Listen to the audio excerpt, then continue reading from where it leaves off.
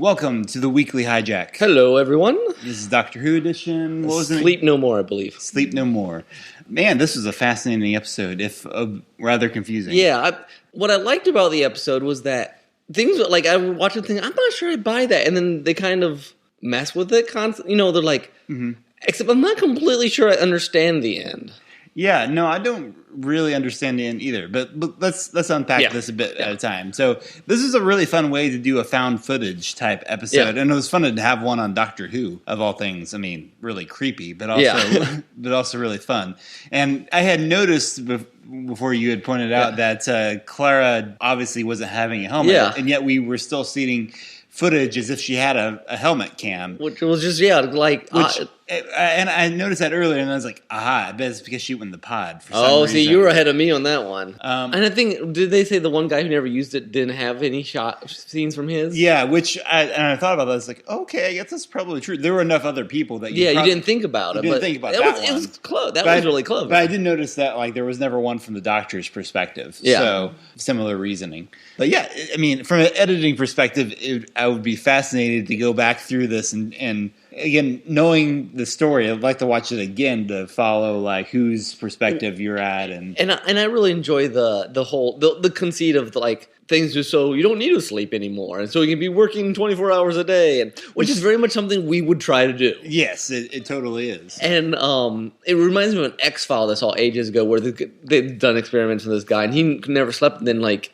he got some sort of powers where like his dreams could become reality, and he could that sort of thing, which is this Doctor took it in a much more Doctor Who sort of way. We have sentient eye boogers. Sleep, yeah. Which I'm not. I'm just like, well, okay. I'm like, I don't know about that, but go for it. Okay, well, we can talk a little more about the confusing. I mean, the fact that it came alive somehow, like I wasn't. Yeah, there was some link there that I didn't follow. Yeah, well, and then like when they went to like where the first dude was apparently the 5-year-old, the guy who apparently hadn't been asleep, which I thought was confusing because I thought the whole point of the sleep pods was to just give you that jolt of 5 minutes of sleep and then you're good. You're good, yeah. So I was confused in why they needed to keep a guy awake for that. And it's interesting. Then the doctor's like, "No, this makes any sense." Yeah, but I think it starts falling apart there, and I think it's supposed to start falling apart. Yeah, is it supposed to be sort of a dream type thing where dreams just aren't cohesive? I couldn't tell. It's like he was trying to just make a story, an exciting story that people would want to watch to see what happened next. Like we're watching Doctor Who episode. Okay, it's new and what happened next, and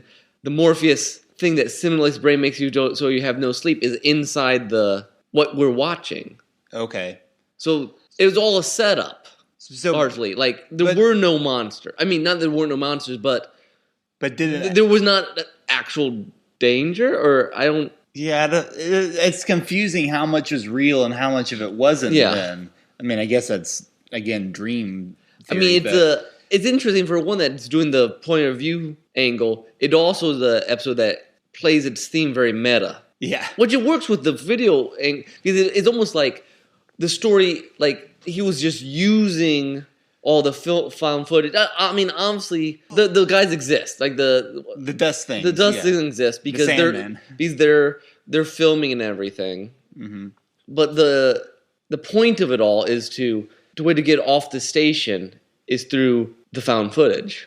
And how were exactly they collect? Was there again? They touched on it, but it was one of those like you had to really pay attention.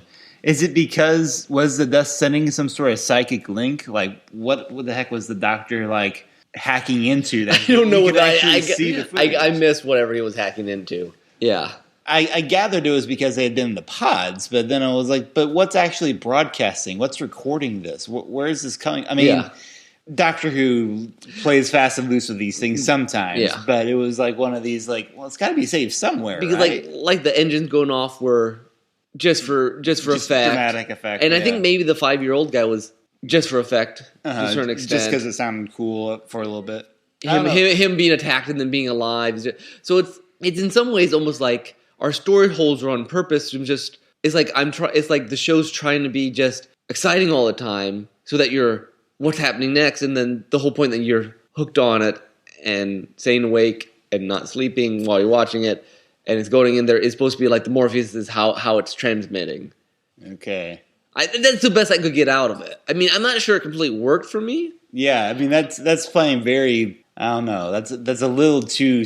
It's a little too sketchy. I almost feel like you're being swindled, and like you expect Doctor Who to have some sort of internal logic, and then to have an episode where like the logic is there is no logic. Like, I feel like a lot of the ideas were there, and I liked the fact that things were like odd, and then they would say, "Hey, this isn't quite right," because I was thinking, I don't know, there's something not right here. There needs another explanation. The doctor was saying that.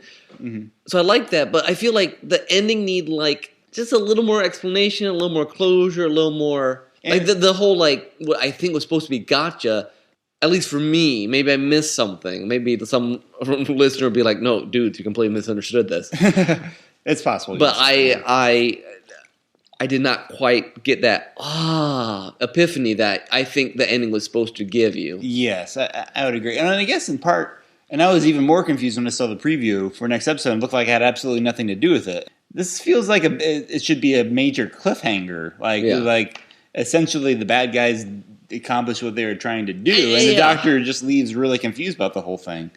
And it's like this story doesn't feel finished. Yeah. So I mean, it'll be interesting. I mean, if this is a standalone, it would be the first standalone of this season. Yeah, which is a weird thing to do with one that seems so unclosed. Yeah. So I don't know. Maybe they're trying to play fast and loose, and the next one is tied in somehow. Although I remember looking at like the Wikipedia list, and this episode and the next episode are directed by the same person, but they're not written by the same person. This one I think was written by Mark Gatiss, who's really because he's a writer. I mean, he's a long-term Doctor Who writer, and he writes for Sherlock too. And he's in Sherlock. Yeah. So maybe on second viewing it would make more sense. I just feel like I'm missing something. Yeah. At the end of it. Did Natasha or Zach pick up on anything that we missed? Or were you as confused as we were? Yeah, I was confused. Yeah. So it's not just us. No. So it's like one of those, like, it's disappointing, because it's been a very strong season. The ideas were very interesting, and the way they were playing it. There was just that payoff that I kept waiting for the payoff at the end, and it never it didn't came. Quite work. Yeah. Yeah, I mean, I understood. That's a shame. Obviously, it was there for a story, like it was a setup, and I get that. It does feel like then it feels like sort of like a cheap way out. It feels like the Sleep people won. Yeah, and they at least implied that would be disastrous for all of humanity. Well, unless maybe they did turn off the engine. The doctor right at the end turned off the engine, the gravity engine, so it was going to crash and burn up. So it was never actually going to get out. Mm-hmm. So maybe we were seeing what was supposed to get out, and the doctor stopped it. Okay, and that makes more sense. Actually, I like that a little better. Possibly, although because here's the thing: the fact that the guy we still should like if the whole thing is supposed to be what they wanted us to see, then we still saw that he if that's it, we're still you're inferring that that's what happened. Well, that the doctor happened to do that. And if the doctor happened to do that, then why would the Dust even bother making this video? No, but did you see during one of the last scenes, the intro scene of this movie was already playing on one of the TVs. Like, he'd already filmed half of it. Oh, I see what you're saying. Actually, that is kind of... Oh, that's interesting. I think he had filmed some of the pieces. And he's like, oh, the doctor was... No, I think... He already filmed the ending of it, and then... That's possible. Yeah, so it's a mind bender. The more I think about it, the more I like it, I think. But I don't... It's... I mean, they certainly went all out for it. I mean, they didn't even have a title sequence. Well, and here's the thing. Any show that's been running for this long, let's still try crazy stuff like that. I'm like, great. Even if it doesn't work 100%. I mean, I'd rather them try crazy stuff like this and almost make it than play it safe. I mean, it was certainly entertaining. It's not an episode I'm going to show Danielle because this sort of thing would totally get under her skin. Yeah. I mean, I thought it was the creepiest episode this season by far. I mean, there's been a lot of good episodes, but none of them particularly... Well, I'm trying to remember if there were any I thought were really scary. But this one was the most for me. Right, the other one was the Under the Sea one, Under the Lake. That was kind of creepy, too. That was creepy. With those ghost guys walking around. And then I guess the idea of the Dalek graveyard was pretty more disturbing. disgusting.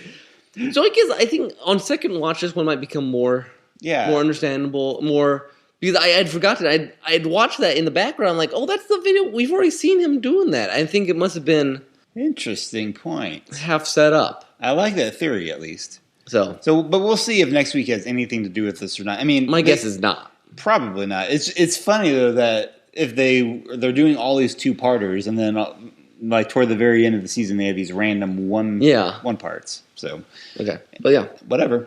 But anyway, case, this has been the Weekly Hijack. Make sure to stay tuned to our YouTube channel and iTunes for, Derailed Trains of Thought. I guess that's a separate feed. Yeah. But you should check it out anyway. It's good stuff. Until next time, this is Tim. This is Nick. Bye-bye. Bye.